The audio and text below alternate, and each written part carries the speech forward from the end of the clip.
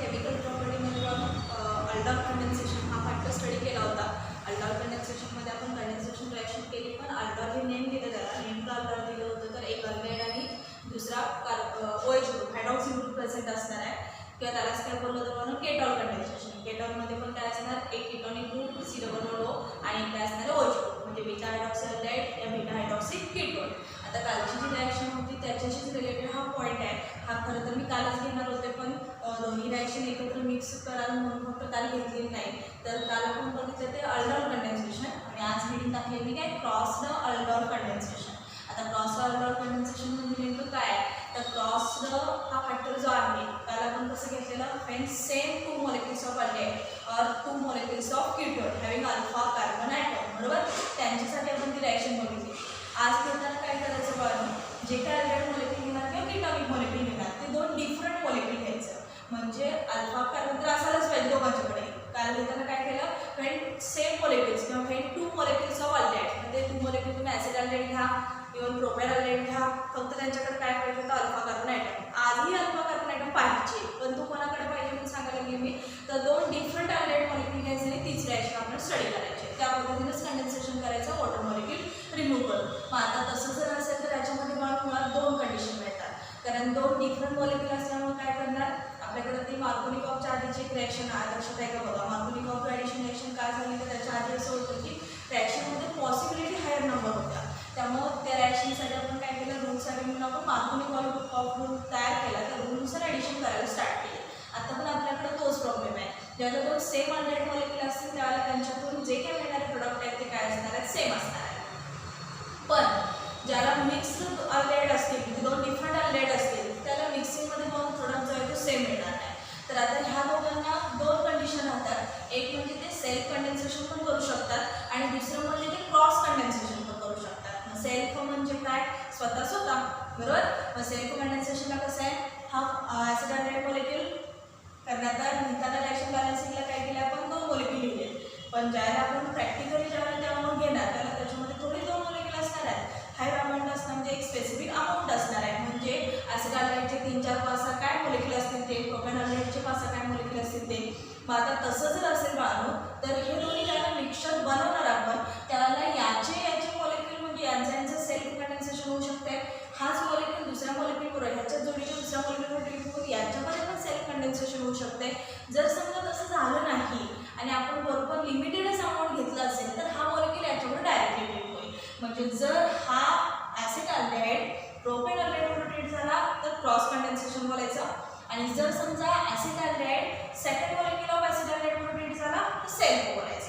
मग आता आपल्याला देताना काय केलं त्यांनी, याचं पण सेल्फ कंडेन्सेशन दिलं आहे, याचंही सेल्फ कंडेन्सेशन दिलं आहे, त्याच्यानंतर यांचं स्ट्रेट चेनमध्ये फॉर्मेशन एक दिलं आहे आणि परत क्रॉस लिंकमध्ये ब्रांच फॉर्मेशन एक दिले. म्हणजे आता आपल्याला मिक्सचर ऑफ 4 प्रोडक्टचं फॉर्मेशन होणार. आता प्रोडक्ट तयार करताना क्लिअरली अगदी व्यवस्थित रिॲक्शन बघायची. ह्या रिॲक्शनमध्ये बऱ्याच जणांना प्रॉब्लेम असते, मग ते काय हे समजलेलंच नसते. पहिलं सगळ्यात महत्त्वाचं, जे बोर्डवरती लिहिले ते सिंगल बोर्ड रिॲक्शन बॅलन्सिंगसाठी लिहिलेत बघून, पण खरं तर आपण ज्या वेळेला रिॲक्शनसाठी अमाऊंट घेणार त्यावेळेला ते एक मोलेक्युल नसणार आहे, कळलं. आणि जर समजा आपण लिमिटेड सप्लाय टाकला असेल, एकच मोलेक्युल टाकला असेल तर 100% यांच्याकडे काय होणार, क्रॉस कंडेन्सेशन होणार. हायर अमाऊंट असेल तर ते सेल्फ कंडेन्सेशनमध्ये इन्व्हॉल्व होणार. तर सेल्फसाठी कसं, समजा एक 5 मोलेक्युल अल्डेहाइडचे आहे तर त्याच्यातले 2 एकमेकावर ट्रीट होऊ शकतात, कारण आपण 2 मोलेक्युल्स रिॲक्शनसाठी घेतले होते, बरोबर, अल्डॉल कंडेन्सेशनसाठी. मग सेल्फ पण होऊ शकते, याचंही सेपरेटली सेल्फ होऊ शकते, नसेल तर दोघं मिक्स करून क्रॉस पण होऊ शकते. आता 4ही प्रोडक्ट मी व्यवस्थित ते आहे. तर आता पहिला प्रोडक्ट समजा की आपण ॲसिड अल्डेहाइडचं सेल्फ फॉर्मेशन जर केलं, सेल्फ कंडेन्सेशन केलं तर काय होणार, तर आपल्याकडे काय असणार आहे, 2 ॲसिड अल्डेहाइड मोलेक्युल असणार आहेत, बरोबर, 2 ॲसिड अल्डेहाइड मोलेक्युल असणार आहेत. आता लिहिताना मी तिथं प्रोडक्ट डायरेक्ट लिहिणार आहे, पण पाहिजेच असेल तुम्हाला तर त्या रिॲक्शन जे आहे ते इथून थोडंसं ते मोलेक्युल ॲड करून दाखवते बघा. म्हणजे समजा हे सगळ्यात महत्त्वाचं आहे, CH3CHO, एक मोलेक्युल लिहिला CH3CHO प्लस त्याच्यामध्ये काय ॲड करणार मी CH3CHO. सेल्फ म्हणजे काय करणार, दोन्ही मिक्स करणार, कंडेन्सेशन करणार. सरळ पाहून याच्यातला काय करायचा, O रिमूव्ह करायचा आणि याच्यातले 2 हायड्रोजन ॲटम रिमूव्ह करायचे. 2 हायड्रोजन ॲटम रिमूव्ह झाल्यानंतर जागेवर शिल्लक राहणार CH, ह्याच्यातला ऑप्शन रिमूव्ह करायचा आणि याच्यातले 2 हायड्रोजन ॲटम H2 रिमूव्ह होईल आणि CH3CH हा एक CH ग्रुप राहतो, म्हणजे डबल बॉन्डमध्ये एक बॉन्ड शिफ्ट करून आपण इथं मल्टिपल बॉन्ड तयार करणं पुढचं कंपाऊंड ॲड करणार. म्हणजे पहिला प्रोडक्ट मिळणार आपल्याला CH3CH डबल बॉन्ड CH आणि शेवटचा CHO आहे असं राहणार. कळलं? आता याचं नोमेनक्लेचर पाहिजे असेल तर तुमचं रूप काय असणार 1 2 बरोबर ना 3 4 4 कोण झाला ब्यूटेन पण आहे डेरिव्हेटिव्ह काय ब्यूट 2 इन बरोबर त्याच्यात परत ई काढणार आणि रिप्लेस कशाने करणार एल तर लेड वन नंबरला लेड आयटम ब्यूट 2 इनर. आता दुसरी कंडिशन काय सांगितली मी हे झालं पहिल्या मॉलिक्युलचं असेल. समजा आता दुसरा मॉलिक्युल घेतला CH3 CH2 बरोबर CHO आणि प्लस फक्त सेकंड मॉलिक्युल कारण आता सेल म्हणजे परत तसंच नवीन घ्यायला पाहिजे. फक्त सेकंड मॉलिक्युल घेताना थोडंसं कंडिशन बदलून घेणार आहे मी. काय बदलणार आहे तर ॲज अ ब्रांच टाईप थोडंसं मी स्ट्रक्चर बाहेर काढणार. आता असं जर झालं तर आता आपण याच्यात काय करणार मगासारखं सेम करणार ह्याचा O बरोबर आणि याच्यावरचे दोन्ही H असं H2 रिमूव्ह करणार राहिलेला मॉलिक्युल लिहा. म्हणजेच काय राहिलं बघा CH3 हा पाठीमागचा CH2 ग्रुप आहे असा पुढं त्याच्या CH आहे असं पुढं इथं मगासारखं डबल बॉन्डमधला एक बॉन्ड शिफ्ट होणार म्हणजेच इथं काय होणार डबल बॉन्ड फॉर्मेशन. हा कार्बन ॲटम पुढचा आहे असं कारण त्याचा H2 काढून घेतला त्याला खाली ब्रांचला काय राहिलं CH3 आणि हा पुढचा CHO आहे असं. आता याचं नोमेनक्लेचर पाहिजे असेल तर तुम्हाला माहितीच आहे. आता नंबर देताना 1 2 3 4 5 5 वरून कोण झाला हा पेंट बरोबर त्याच्यात 1 2 3 बरोबर का बरोबर ना नसेल तर फंक्शनल ग्रुपला नंबरिंग घेऊन देत वरून द्या नंबरिंग 1 2 3 4 5 5 वरून कोण झाला पेंट त्याच्यात सेकंड नंबर कार्बन ॲटमला काय 2 इन बरोबर त्याच्यात एक नंबरला काय AL त्यामुळे पेंट 2 इनर आणि 2 नंबरच्या कार्बन ॲटममध्ये काय ब्रांच आहे त्यामुळे 2 मिथिल पेंट 2 इनर असं नोमेनक्लेचर असेल. झालं? आता हे झालं सेल्फ सेल. मी डायरेक्ट पण लिहिलं असतं लिहिलेलं नाही इथं सगळं लिहिलेलं आहे. आता दोन्ही असं काय लेट घेतला तो दुसऱ्या मॉलिक्युलर रोटेट झाला तर ब्यूट इनर मिळेल. प्रोपॅनॉल लेट घेतला दुसरा मॉलिक्युलर रोटेट झाला तर मिथिल पेंट इनर मिळेल. झालं? आता काय करायचं यांचं क्रॉस करायचं. आता क्रॉस करताना समजा आपण क्रॉसिंग केलं CH3 CHO plus CH3 CH2 आणि CHO बरोबर. आता मग असं पुन्हा काय करायचं हा ऑप्शन आयटम याचे दोन हायड्रोजन आयटम असं H2 रिमूव्ह करायचा. मग असं स्ट्रक्चर तयार होते बाबू CH3 पुढं CH बरोबर हा डबल बॉन्डमधले बॉन्ड इथे शिफ्ट झाले म्हणजे डबल बॉन्ड CH पुढचा परत CH2 आणि CHO याचे नेमिंग येणार 1 2 3 4 5 आहे काय पेंट इन बरोबर ना पेंट 3 इन आणि पुढे काय असणार ई काढून ए पेंट 3 इनर. आता क्रॉसिंग केलं. आता अजून एका प्रकारे क्रॉसिंग करता येते. परत आता काय करायचं CH3 बरोबर CHO प्लस मग अशी जसं लिहिलं ना CH3 CH2 CHO. आता यांचं क्रॉसिंग करायचं. आता सुद्धा क्रॉस करताना काय होणार याच्यातला ऑक्सिजन ॲटम आणि याच्यातलं दोन हायड्रोजन ॲटम असं सरळ सरळ रिमूव्ह होणार. शिल्लक राहिल्या स्ट्रक्चरमध्ये काय येतं बघा हा CH3 हा पुढचा CH त्याच्या पुढं C बरोबर पण दोघांच्या मध्ये काय येणार डबल बॉन्ड ही खाली असलेली ब्रांच आणि हा पुढचा CH. झालं?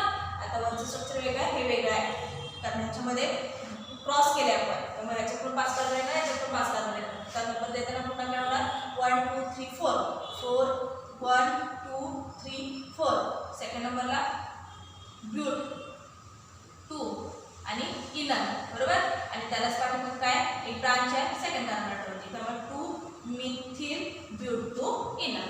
आता नोमेनक्लेचर देताना नोमेनक्लेचरचा काही प्रश्न नाही आहे तुम्हाला हे काय रेग्युलर रूल्स आहेत रेग्युलर सगळं आहे. फक्त प्रोडक्ट तयार होताना मी मुद्दाम इकडे बाजूला लिहिले याच्यावरती फुल फोकस करा. पुस्तकात लिहिलेलं नाही.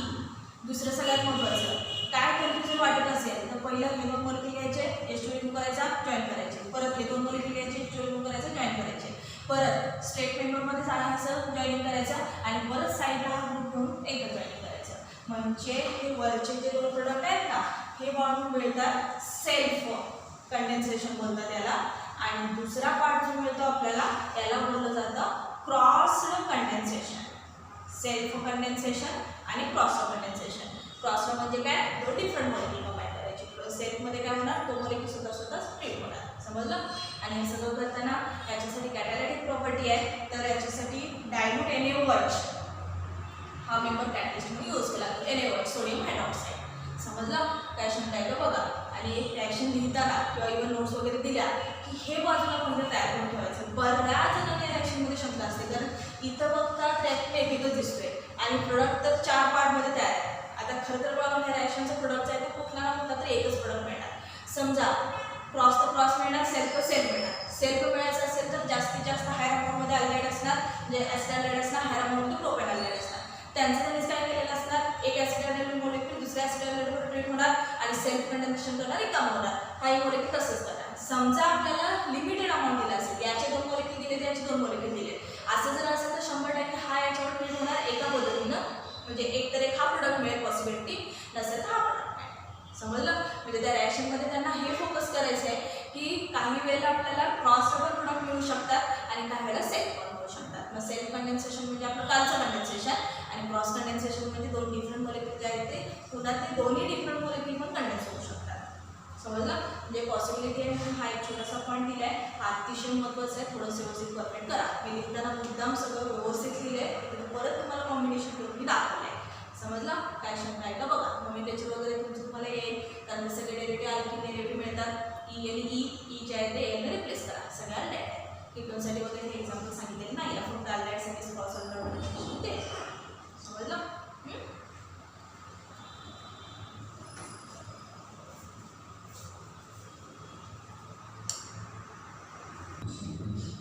जसं aldol condensation, cross aldol condensation बघितलं, तसंच आता पुढचा एक छोटासा पॉईंट आहे मला कॅनिझेरोस रिॲक्शन. कॅनिझेरोस या सायंटिस्टनी ते एक्सप्लेन केले. त्यांनी पण काय केलं, कॅनिझेरोस रिॲक्शन आणि क्रॉस कॅनिझेरोस रिॲक्शन असे 2 पार्ट केले, ते दोन्ही एकत्र करायचे. आता त्याच्यामध्ये जसं काल आपण बघितलं होतं, तर अल्डॉल कंडेन्सेशन कोणाला वेळ देतात, असे कंपाऊंड की ज्यांच्याकडे काय असतं अल्फा कार्बन ॲटम. पण काल बोलता बोलता आपण हे पण सांगितलं होतं, ज्यांच्याकडे अल्फा कार्बन नाही आहे त्यांच्याकडे अल्डॉल कंडेन्सेशन मिळणार नाही. मग आता ज्यांच्याकडे नाही आहे त्याच्यावरती काय केलं, कॅनिझेरोसने एक्सप्लेनेशन दिलं, त्यांनी ती टर्म एक्सप्लेन केली. आता सरळ सरळ डेफिनेशन त्यांनी काय बनवली बघा. कॅनिझेरोस रिॲक्शन म्हणजे काय, डेफिनेशन डिफाईन करून पण तो क्वेश्चन असेल. The aldehyde do not contain alpha carbon atom which undergoes self-oxidation and reduction and form mixture of alcohol and salt of carboxylic acid are called as Kanizaros reaction. आता यांनी काय केलं बघा, त्यांच्याकडे अल्फा कार्बन नाही आहे, मग त्यांच्यामध्ये काय होणार, तर ज्यांच्याकडे अल्फा कार्बन नाही त्यांच्याकडे बघा बेसच्या प्रेझेन्समध्येच रिॲक्शन होणार, फक्त बेस बरोबर तो रिॲक्ट होणार आणि it gives mixture of 2 product alcohol and salt of carboxylic acid. त्याच्यासारखं आधी एक्झाम्पल देते आणि मग परत डेफिनेशन काय ते बघूया. त्याच्यामध्ये काय सांगितलं आहे, असं अल्डिहाइड की ज्याच्याकडे अल्फा कार्बन नाही आणि असं अल्डिहाइड ते एकमेव एकच अल्डिहाइड आहे. कुठला अल्डिहाइड असणार आहे, फॉर्मल्डिहाइड. बरोबर? आणि रिंगमधला कुठला मेंबर असणार, बेन्झल्डिहाइड, कारण फॉर्मल्डिहाइडकडे पण काय आर ग्रुप नाहीच आहे. बरोबर? म्हणजे त्याच्याकडं पाठीमागं रिंगला काय येणारच आहे, म्हणजे डायरेक्ट तुमचा कार्बन ॲटमचा येतो कसं असणार, डायरेक्टली तुम्ही ॲज अल्फा कार्बन नाहीच आहे प्रेझेंट फंक्शनल ग्रुपला म्हटलं तर झालं, म्हणजे तुम्ही ते एक्झाम्पल घेऊ शकताय. पुन्हा बेन्झल्डिहाइड पण सेम तसंच तेही एक्झाम्पल घेऊ शकताय. दोन्ही एक्झाम्पल आता आपल्याला द्यायचे. समजा twice molecule of HC double bond OH घेतलं काय, फॉर्मल्डिहाइड.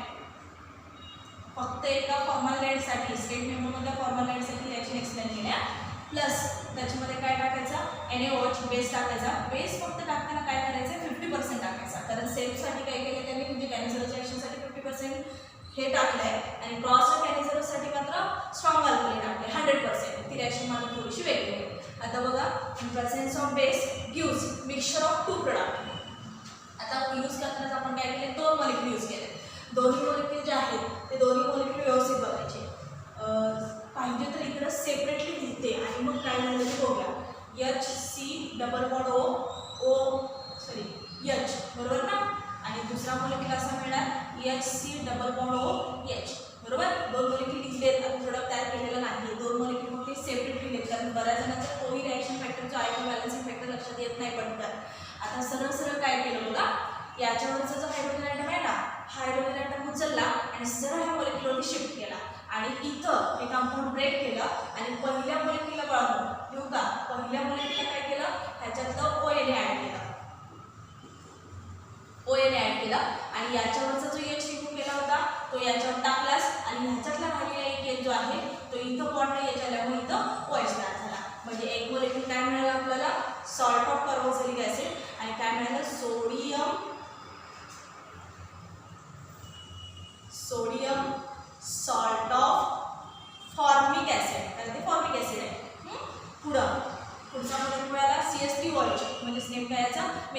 कारण मिळतानाच काय सांगितलं आपण, एक मिळते अल्कोहोल आणि दुसरा मिळते salt of carboxylic acid. Reaction एकदम सोपी आहे. काय केलं मी सांगितलं, मुद्दामागे पहिल्यांदा दोन्ही मॉलिक्यूल लिहिले, दोन पेननं लिहिलेले आहेत व्यवस्थित थोडंसं बघा.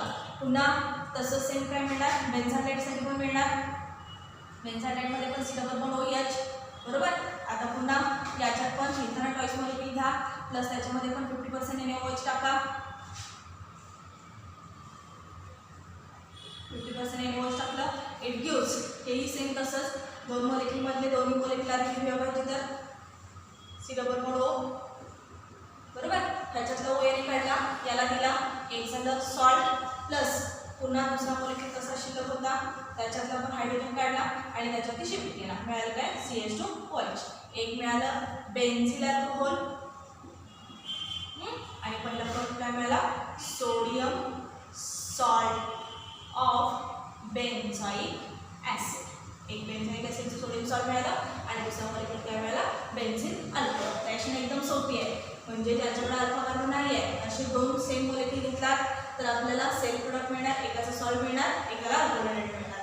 पुन्हा तसंच सेम बेन्झालाईट पण अल्फा कार्बोनेट नाही आहे, म्हणजे त्यालाही तुम्ही रिॲक्शन देऊ शकताय. पहिला प्रश्न आता याच्याचमध्ये अजून एक दुसरा पॉईंट त्यांनी दिला आहे, क्रॉस्ड. जसं क्रॉस्ड आर्डर होतं ना तसं क्रॉस्ड कॅन्झरचं रिॲक्शन. आता याच्यामध्ये काय सांगितलं बघा, मगाशी जसं बघितलं होतं तसंच डेफिनेशनमध्ये काय ना, the aldehyde do not contain alpha carbon atom. पण हे बघितलं बघा सेम मॉलिक्यूलमध्ये. आता काय करायचे, दोन डिफरंट मॉलिक्यूल घ्यायचे. दोन डिफरंट मॉलिक्यूल म्हटलं की काय असणार, एक्झाम्पल एकच येणार. एक म्हणजे आपला फॉर्मलाईड HCOOH आणि दुसरा मॉलिक्यूल येणार काय, बेन्झालाईड. Okay, COOH. एक फॉर्मलाईड मॉलिक्यूल येणार आणि एक बेन्झालाईड मॉलिक्यूल येणार. प्लस याच्यात मात्र टाकताना काय टाकले, स्ट्रॉंग अल्कली टाकले. मग स्ट्रॉंग अल्कली काय टाकले, NaOH. आणि स्ट्रॉंग म्हणजेच काय असणार आहे, 100%. म्हणजे हा 50% थोडासा वीक टाकला, हा मात्र स्ट्रॉंग टाकला. आता मात्र ह्याच्यात काय होणार बघा, याच्यातला H जो आहे तो H उचलला, यातला तो त्या बाजूला टाकला, म्हणजे इथं तयार होताना कसं होणार बघा, रिमूव्ह करतेच आणि याच्यावर ॲड करते, म्हणजे CH आणि प्रेझेन्स ऑफ H3O+ आयन, ते एक सगळ्यात महत्त्वाचं. H3O+ आयन पण त्यासाठी लागतोय. मग आता ते ही रिॲक्शन काढलात, तिकडे टाकलात की त्याच्यात काय मिळणार तुम्हाला, डायरेक्टली हा H इकडचा इथं गेला, CH2 ग्रुप झाला, हा बॉन्ड पुढे शिफ्ट झाला, ह्याच्यात एक H यूज केला, म्हणजे पहिला प्रोडक्ट काय मिळाला आपला, बेन्झिल अल्कोहोल CH2OH झाला. आणि प्लस शिल्लक राहिला आपला ॲसिड पाठीमागं HCOO बरोबर. आणि ह्याच्यातला एक OH शिल्लक राहतोय, म्हणजे तो डायरेक्टली ॲड केला फॉर्मिक ॲसिड. यात मात्र मिळताना काय मिळालं, एक mixture of formic acid, salt नाही मिळालं, मिक्सचर ऑफ फॉर्मिक ॲसिड. आणि दुसरा जो प्रोडक्ट मिळाला तो मात्र काय मिळाला, बेन्झिल अल्कोहोल. बेन्झिल अल्कोहोल म्हणजे दोन्ही रिॲक्शनमध्ये हा फरक आहे. पहिल्यामध्ये वीक NaOH असल्यामुळं दोन दोन प्रोडक्ट सेपरेट मिळाले. याच्यात दोन डिफरंट मॉलिक्यूल घेतलात, ॲड केला की पहिला प्रोडक्ट काय मिळणार, एक ॲसिड मिळणार आणि दुसरं जे आहे ते अल्कोहोल मिळणार. सॉल्टच्या ऐवजी डायरेक्टली काय मिळेल, ॲसिड. फक्त याच्यात H तिकडं टाकला आणि HCO+ ॲसिड हायड्रोक्लोरिक ॲसिड मला खारकत नाही, HCO+ आयनाचे ॲडिशन होणार. याच्यातला OH ग्रुप काढला, ह्याच्यावरती ॲड केला बरोबर. OH ग्रुप इथं आला, इथला निघालेला एक H इथं टाकला आणि HCO+ मधला एक H शिल्लक होता तो इथे टाकला. डायरेक्टली त्याचं एक अल्कोहोल मॉलिक्यूल आणि एक मिळाला ॲसिड मॉलिक्यूल. समजलं.